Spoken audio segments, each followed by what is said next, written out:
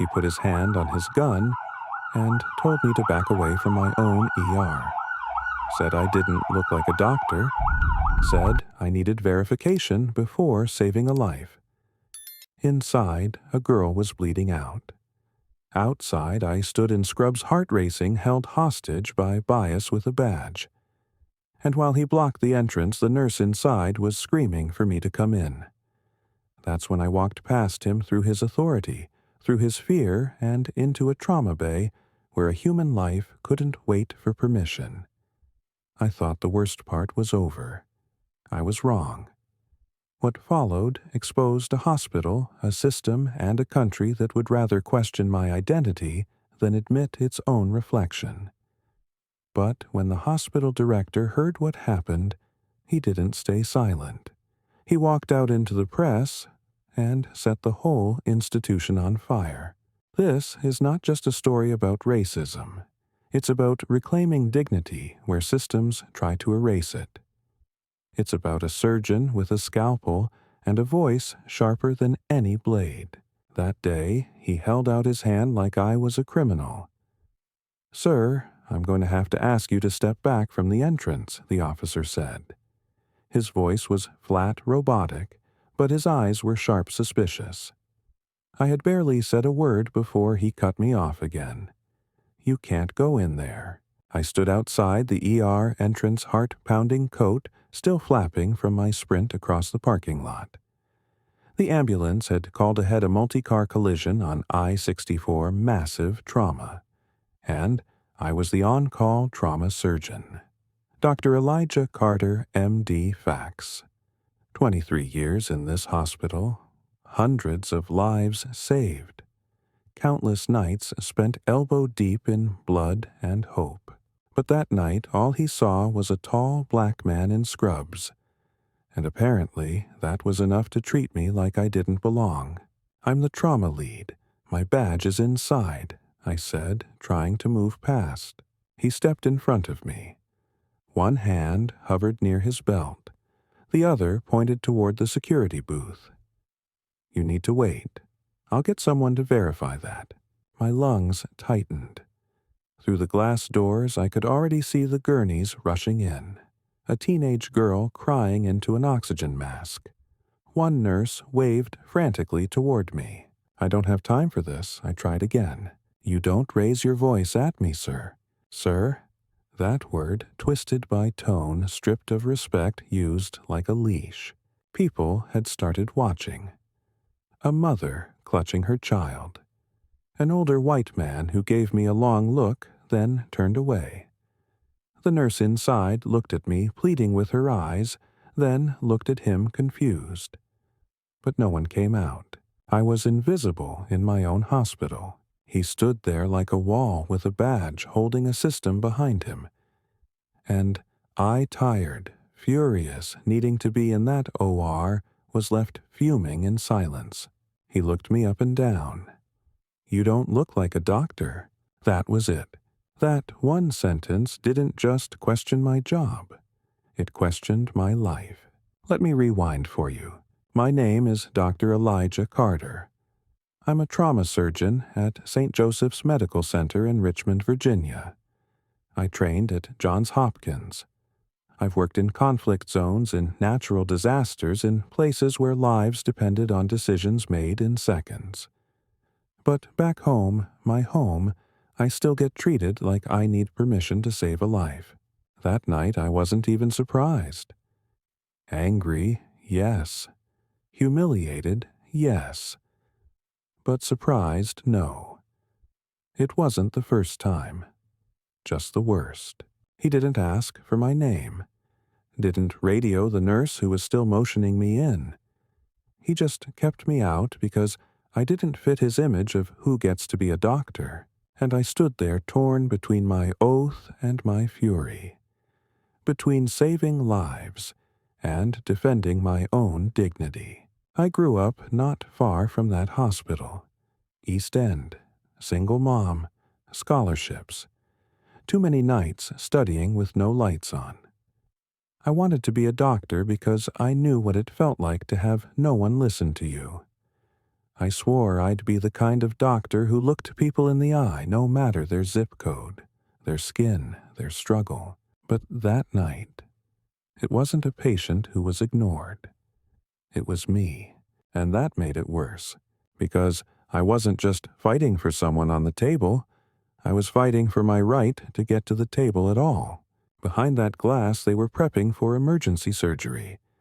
Inside, someone's heart was slowing down, and out here, mine was racing with rage. The cop's radio crackled. He turned to speak into it, and in that sliver of a second, I moved. I brushed past him and shoved the door open. "What the hell are you doing?" he shouted behind me. "I'm saving a life," I barked back. I didn't look back. My scrubs were soaked in sweat. I could feel his steps behind me, could hear him calling for backup. But I knew that if I turned around, if I flinched, they'd drag me out like a trespasser. So I kept walking, straight into the trauma bay. Straight into the chaos I was born for. I heard the nurse gasp Dr. Carter like I had come back from the dead. And maybe in a way, I had. Because whatever was about to happen, I'd already crossed a line. One they drew with their badge, and one I erased with my oath. I didn't sleep that night. Not after the surgery. Not after the girl's pulse stabilized. Not even after the hospital's internal report, which said they'd look into it. Because I knew what looking into it meant. It meant stalling. It meant cover-ups. It meant hoping I'd shut up and keep healing while they kept harming. But I wasn't going to be quiet. Not this time. Not when people like that officer, like the ones who think a white coat needs white skin, get to decide who lives and who waits outside. And definitely not when the man in charge of security would walk into my office the next morning, flanked by lawyers and excuses. But that came later. Right now, I stood in the dark scrubbed raw of pride, staring at my reflection in the OR window. And all I could think was, they stopped me from saving a life. Because of the skin I live in, and someone's going to answer for that. I barely had time to wash the blood from my hands when the knock came. It was sharp, rhythmic. Not a colleague's knock, not a friend's.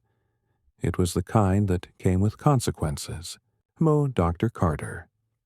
A man stepped in, followed by two others in suits. One wore a maroon tie and a smirk. The other had a clipboard. The third gray suit square jaw, tiny flag pin on the lapel, walked with the practiced ease of someone used to giving orders and never hearing no. "Security Chief Raymond," he said, extending a hand I didn't take. "We've had an incident." "I noticed," I said flatly. "You mean the part where your officer stopped me from entering my own hospital in the middle of a trauma alert?" A flicker of annoyance crossed his face, gone just as fast. "We're conducting an internal review. There's a teenage girl alive because I pushed past that review."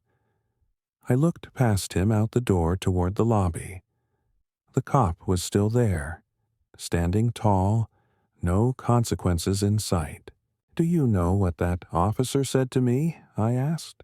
Raymond didn't blink. "We're not here to assign blame, Doctor." I laughed once, dry and sharp. "Of course you're not. You're here to contain fallout."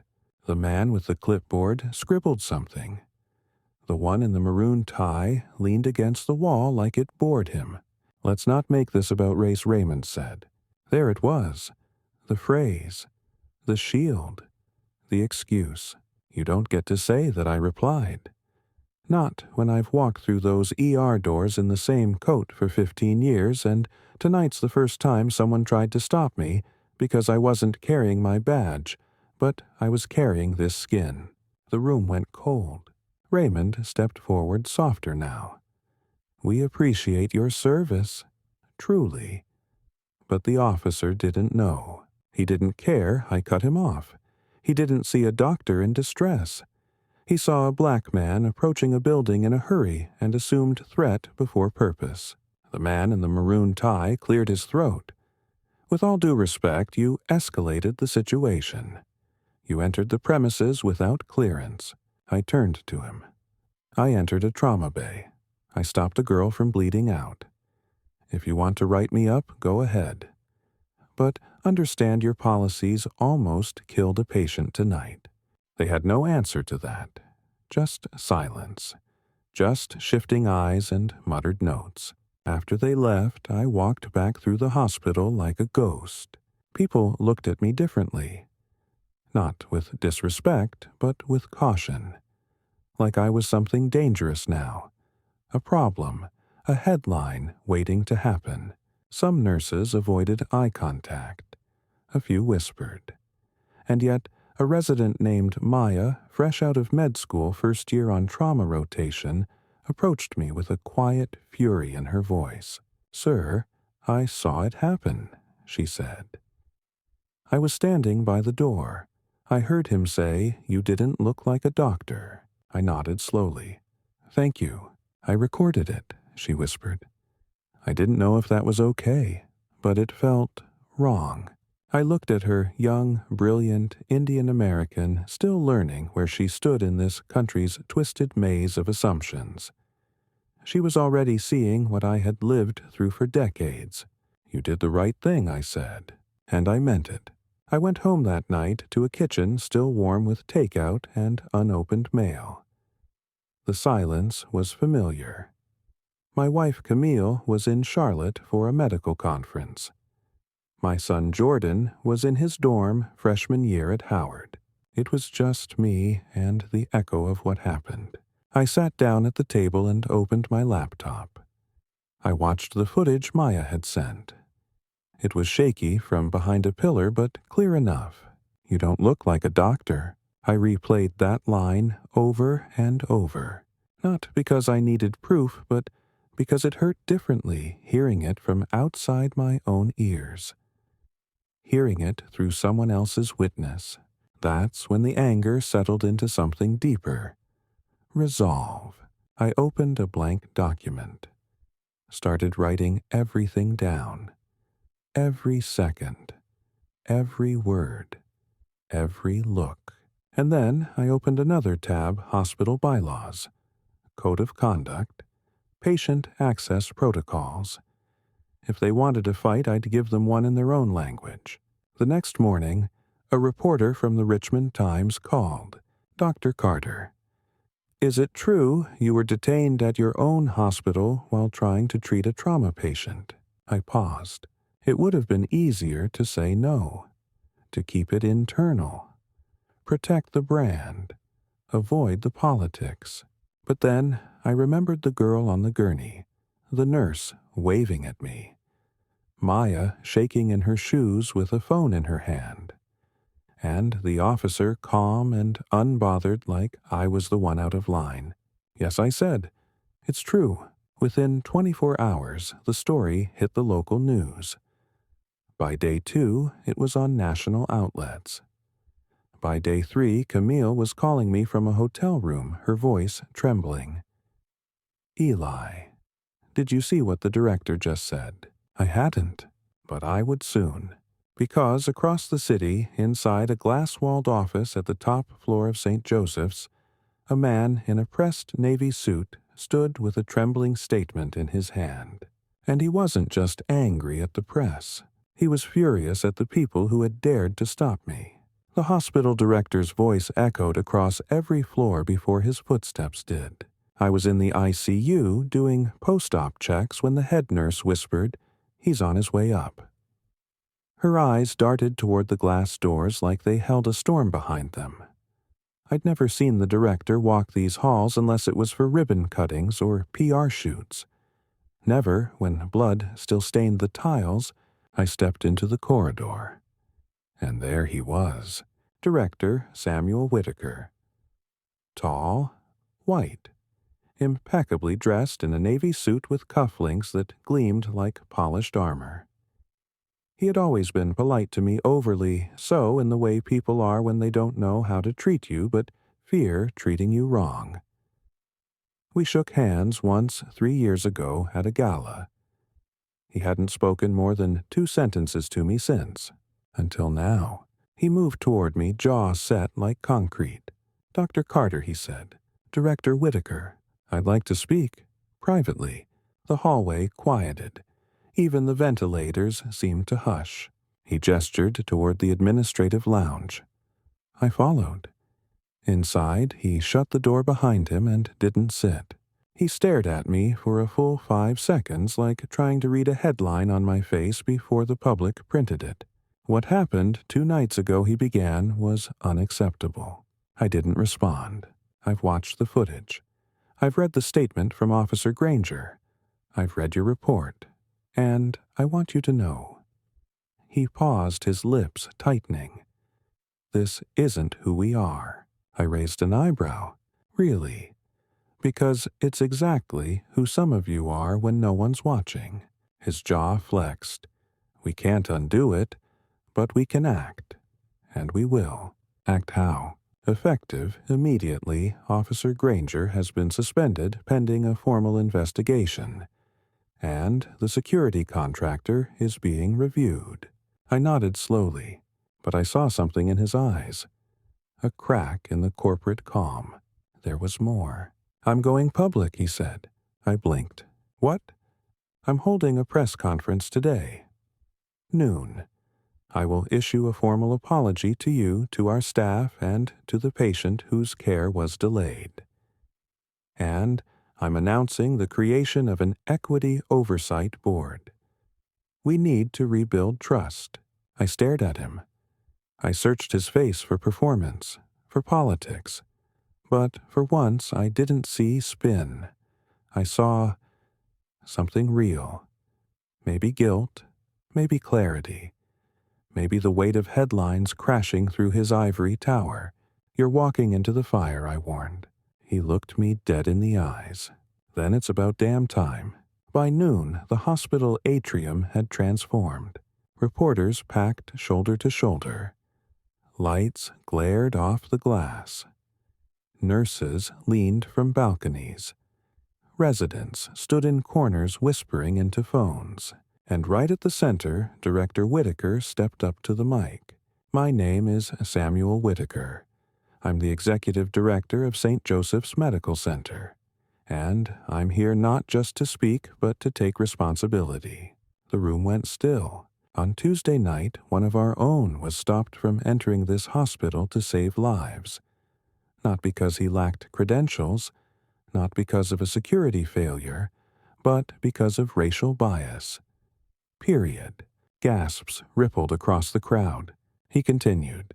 "Dr. Elijah Carter is not just one of our most accomplished surgeons. He is the heart of this trauma unit. And he was failed. By us, by a system we claimed to control, and by silence we can no longer afford." Cameras flashed. A nurse cried. A young black orderly in scrubs nodded with clenched fists. Whitaker went on. "We are conducting a full review of our security protocols. We are establishing a board to monitor equity and accountability. And we are listening not just to Dr. Carter, but to every staff member who has felt unseen, unheard, or unsafe." And then he stepped away from the podium. "Dr. Carter," he said, "would you like to speak?" I hadn't planned on it. But something in the room shifted when he said my name. A vacuum opened and I had no choice but to fill it. I walked forward. The room looked different from up here. People who once passed me in hallways now held their breath. Eyes I'd known for years, some kind. Some cruel now looked at me like I held a key they'd never known existed. I cleared my throat. "My name is Elijah Carter. I'm a trauma surgeon. I don't usually hold microphones, I hold lives. And I didn't ask for this moment. But it found me." I paused, letting the silence thicken. What happened that night wasn't an isolated event.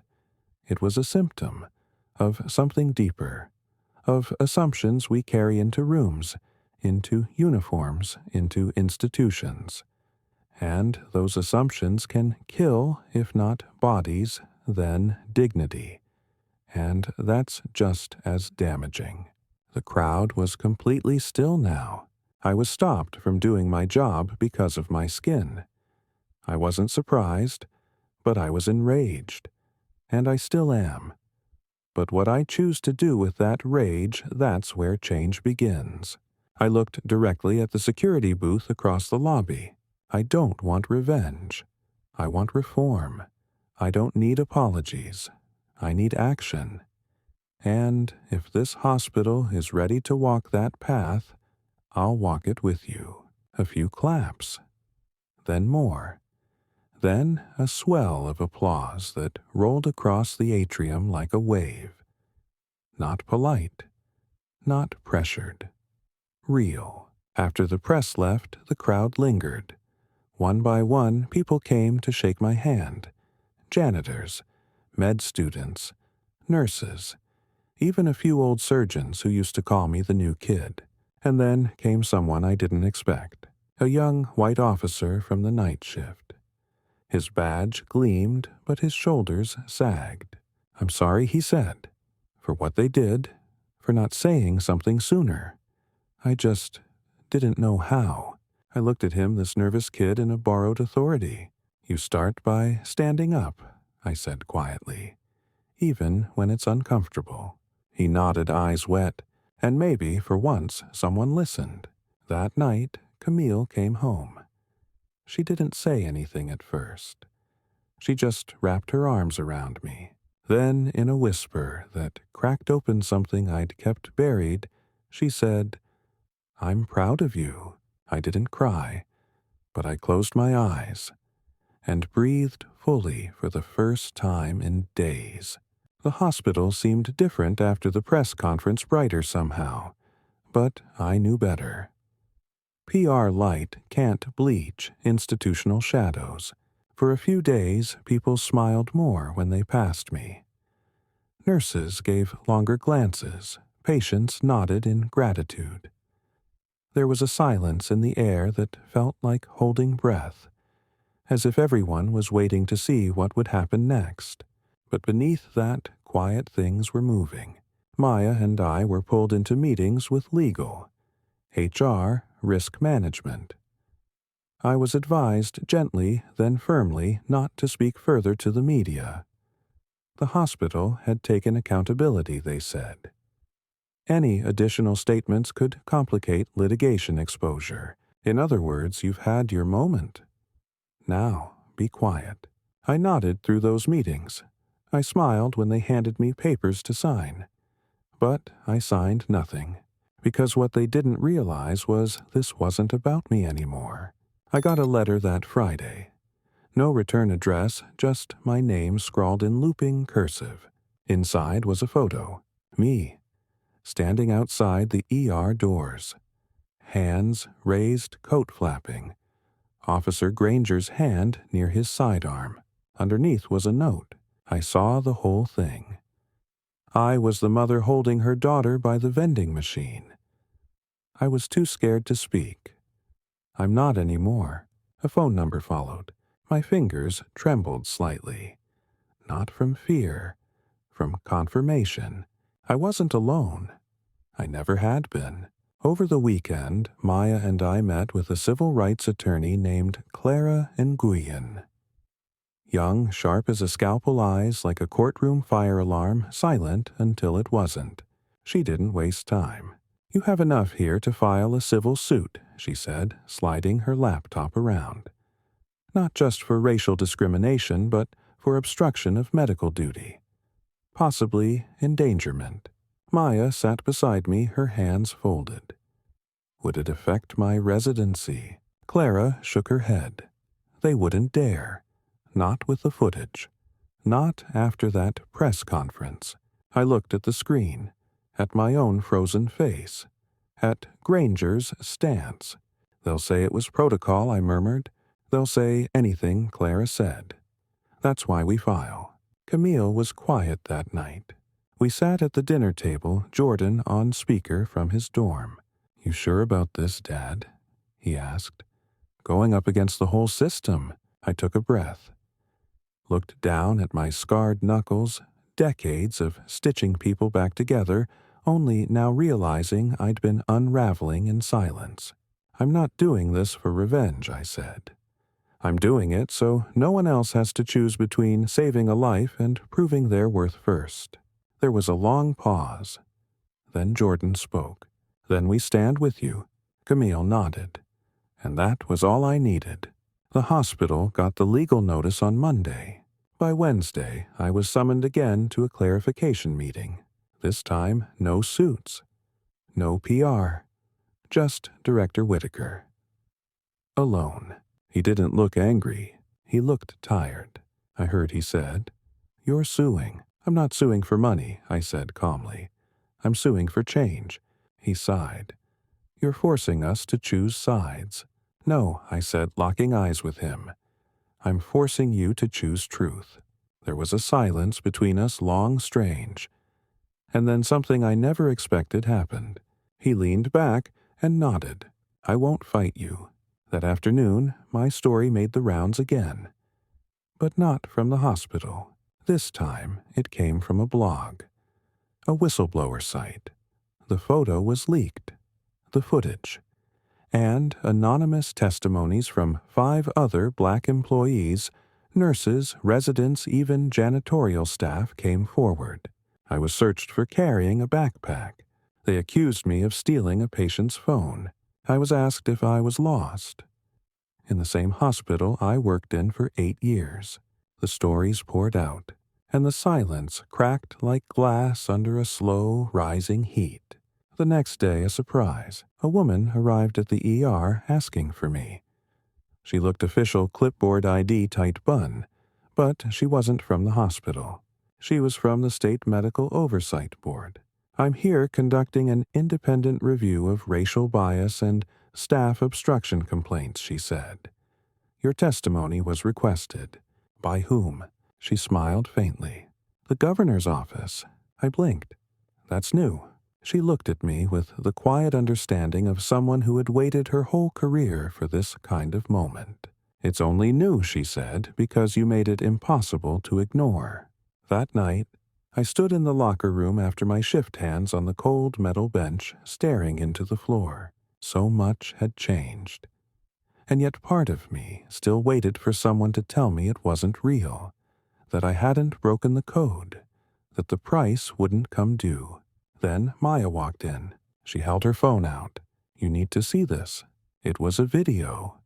Granger, standing outside a courthouse, reporters around him. "I did what I was trained to do," he was saying. "I didn't mean to delay anyone's care." A voice off camera shouted, "Do you regret stopping Dr. Carter?" He opened his mouth, hesitated. Then, "Yes." The crowd hushed. He looked down and said nothing else. I sat in the parking lot for a long time that night, watching the hospital glow like a beacon, its letters lit up in a city that now knew my name. And for the first time in a long time, I felt seen, not just by the news, not just by the court, but by the people whose lives intersected with mine every day in silent glances and tired smiles. And I knew this wasn't the end. It was only the middle. They say time heals all wounds, but in the days that followed it wasn't healing. I saw it was reckoning. By week's end, the hospital was split into 2 worlds, one where people whispered behind closed doors, wondering if I had gone too far, and another where quiet voices found volume, where nurses, janitors, even a security intern walked a little taller when they passed me in the hallway. "Thank you," they said one by one, sometimes with words, sometimes just a nod. Not because I had fixed anything, but because I had named it. The infection in the institution, the rot beneath the robes. Then came the subpoena. It landed on my desk like a punch. An official summons to appear before the Board of Hospital Ethics. Not the lawsuit, not the governor's committee. internal ethics. It was framed as routine. I knew better. This was retaliation dressed in protocol. They wanted me humbled, stripped of the high ground, made small again. But I wasn't who I was 6 weeks ago. I didn't tremble. I prepared. Maya helped me build the case. She pulled internal emails, witness accounts, hospital incident logs. Clara, our attorney, reviewed every word like it was surgery. "We're not just walking in with truth," she said.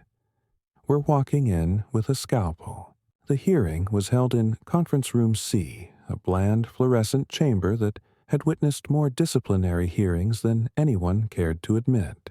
A panel of 6. Suits, stares, stoicism. Director Whitaker sat off to the side, silent. His presence was a message: I see this. I won't interfere, but I'm watching. They asked their first question. "Dr. Carter, do you believe your actions jeopardized patient safety by bypassing standard security protocol?" I didn't flinch. "No, I believe inaction would have killed her." Another asked, "Do you acknowledge you escalated the incident?" I looked at her. "I acknowledge I escalated conscience, and I'd do it again." The third member leaned in. "Do you believe the officer's behavior was racially motivated?" Silence fell. I met his eyes. "I don't need to believe it. I lived it." "And now you have to decide whether this place protects lives or appearances." They recessed. I left the room not with fear but fire, and that fire spread. Because, while the ethics board deliberated in silence, the outside world had begun to roar. A video went viral. Not of the incident, but of a young black boy, 12 years old, standing outside the hospital gates, holding a cardboard sign that read, "Let doctors save lives no matter their color." His name was Andre. His mother was the patient I treated the night of the incident. The media swarmed. The message spread. Suddenly, this wasn't about one hospital. It was about every hospital. Every institution where people had been stopped, questioned, doubted not for what they lacked, but for who they were. That Friday, the ruling came down. They found no ethical breach in my conduct, but they recommended a review of internal communication policies. It was a bureaucratic middle ground, a way of saying we won't punish you, but we won't admit guilt either. I should have been furious, but I wasn't, because I had already won something greater, the narrative. That night, I received an invitation hand-delivered, a town hall, hosted by the governor's office. The theme, Healing Through Justice, Reimagining Medical Institutions. They asked me to speak, and beside my name listed as co-panelist was Director Samuel Whitaker. I didn't sleep the night before. Camille sat beside me on the porch, her head against my shoulder. "You sure you're ready?" she asked softly. "I'm not sure," I said, "but I'm needed." She smiled. "You always are. That's why they tried to stop you. Because they know what happens when someone like you speaks." I nodded slowly, and at that moment I realized something. They didn't just try to stop me from walking into that ER. They tried to stop the idea of me, a black man with power and purpose. A surgeon who didn't ask permission to save lives. A voice that wouldn't whisper just to make others comfortable. The next day, the town hall was broadcast live. The room was packed. Politicians, students, medical professionals, activists. Maya sat in the front row, hands clasped, eyes wide. I stepped up to the podium. "My name is Dr. Elijah Carter," I began. "And I'm here because I was told I didn't look like a doctor." A hush fell. "But the truth is, I look exactly like a doctor, because I am one. And no amount of profiling protocol or prejudice will ever make me forget that." I paused. I was stopped, but I wasn't silenced. And if you remember nothing else tonight, remember this. Your silence is their shield. Your voice is your scalpel. Use it." The room exploded in applause, and somewhere in the back I saw young Andre standing clapping, holding that same cardboard sign. That night, walking back to my car under the glow of city lights, I realized something else. The wound this system inflicted wasn't fully healed, but it was now visible. And visible wounds, unlike hidden ones, have a chance to be treated. It started with an email. Subject: Whistleblower Protection. Inquiry: Sender Department of Health and Human Services Office for Civil Rights. I opened it with cautious hands. They were launching a federal investigation, not just into St. Joseph's, but into statewide hospital practices regarding racial profiling, obstruction of medical duties, and institutional bias. The fire was spreading, and I wasn't the only match. 3 more hospitals came under scrutiny within days. Stories surfaced, some older than mine. A black anesthesiologist in Norfolk denied access to the OR after forgetting his ID. A Latina nurse in Roanoke escorted off property because someone didn't believe she belonged. A biracial medical intern forced to show his student loan papers just to get his badge reissued.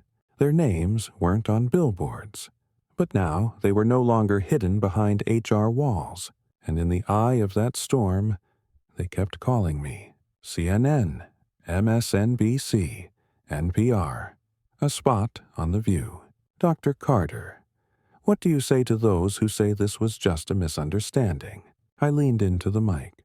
I say they've never stood in my skin while holding a stethoscope in one hand and their dignity in the other.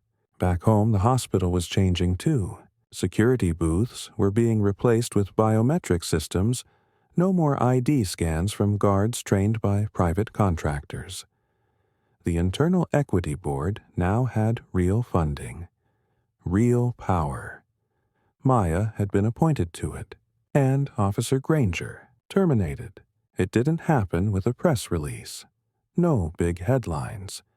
Just a quiet memo circulated after hours. Violation of medical access protocols. Disregard for safety. No mention of race, but everyone knew. Then came the letter that shook me deeper than anything else. It arrived in a simple envelope. No return address. Inside, a folded page in tight cursive. Dr. Carter, my name is Benjamin Granger. I'm the father of Officer Daniel Granger.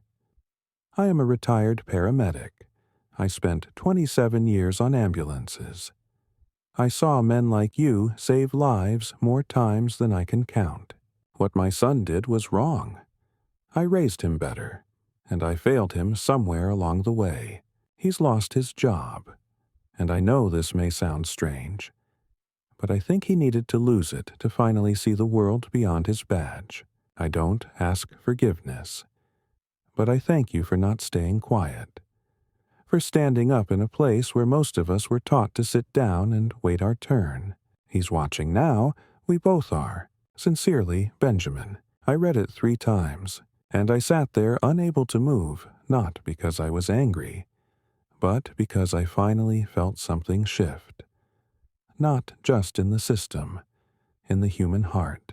At the next staff-wide hospital meeting, I was asked to speak once more, not as plaintiff, not as victim, but as chief of the new Institutional Accountability Committee.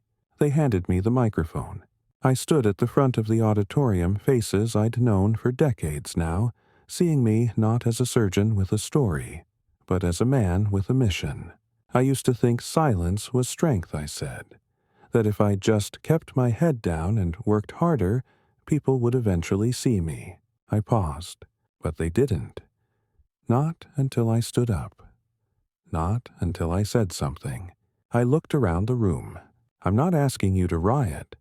I'm asking you to remember that medicine without humanity is just protocol.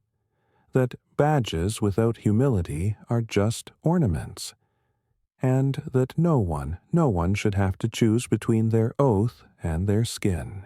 Applause rose slowly. Then, unexpectedly, a voice from the back stood up. It was Dr. Renshaw, white-haired, conservative, old-school attending, who once barked at me for wasting time on lawsuits.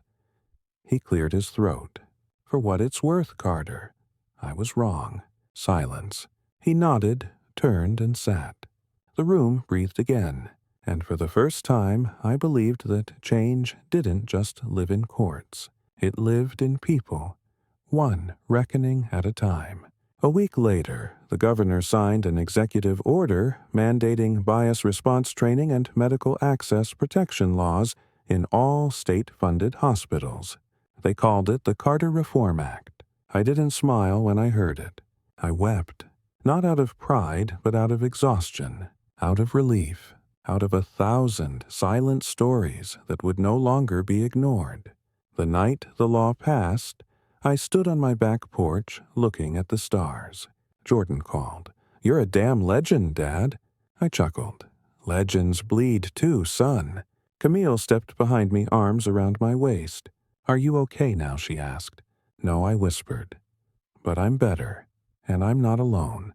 We stood there under the quiet sky, knowing that sometimes the most radical act is telling the truth loud enough for the world to feel it. They tried to define me by that moment in front of the ER doors. But legacy isn't built in a single moment. It's built in the lives you save when no one is watching. It's built in the courage to walk into rooms where you're not welcomed because someone inside needs you. It's built in the silence you shatter. And that morning, 6 months later, as I stood in front of a class of med students in crisp white coats, I finally understood that the war I'd fought wasn't just for justice. It was for memory, so no one would forget. The room was packed. First-year students, fresh minds, shaky hands. I stood behind the lectern at Howard University's Medical College, the guest speaker for medical ethics in the real world. They had read about me, seen the video, shared the clip, but I wasn't here to be a symbol. I was here to tell the truth. "My name is Dr. Elijah Carter," I began. "I've performed over 2,000 surgeries. I've worked in 3 continents. And I was nearly kept from saving a life because someone didn't think I looked like a doctor." A hush settled. Not the kind bred from shock, but reverence. I didn't fight because I was angry. I fought because I remembered what it felt like to be a patient, to be scared, to be ignored. And I refused to let anyone weaponize their uniform against another life. I leaned forward. "Never forget, your title does not protect you from injustice, and your silence does not protect others from harm." I stepped away to thunderous applause. And just as I exited, a young woman caught up to me. Afro pulled tight eyes wide with purpose. "Dr. Carter," she said, breathless, "I chose medicine because of you. Because my father was in that ER the night you were stopped. He was the paramedic who brought in the girl. He said he never saw anything like it. He told me. You walked through that door like you were on fire." I blinked. My throat tightened. I didn't know I whispered. She nodded. "Now you do." And I did.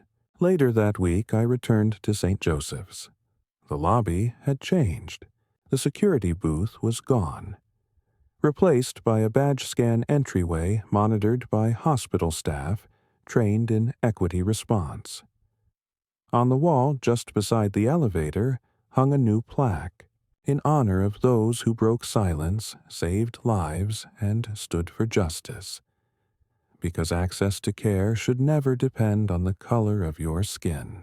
And beneath it, my name, and Maya's, and Andre's. I found Maya outside the new resident lounge. She was laughing with a group of new interns, her badge now reading Resident Chair. "Equity Committee. You've made this place different," I said. She smirked. "You gave me the scalpel. I just kept cutting out the rot." We hugged. No words. Just breath. Just shared weight. Just release. The lawsuit settled quietly. The payout was substantial, but I donated most of it to a scholarship for underrepresented medical students. Jordan helped me set it up. Called it the Doorway Fund, because he said no future healer should have to break down a door just to be let in. He was right. One Sunday morning, as Camille and I walked through Bird Park, an elderly white man stopped us. "You're Dr. Carter," he said. I was one of the people who watched it happen that night. I didn't say a word. I just looked away. I waited. He looked down, shame written across every wrinkle. I'm sorry. For then. And for all the other times I stayed quiet. Camille touched my hand gently. I nodded once. "Then say something now," I said. "Say something next time." He promised he would. And maybe he meant it.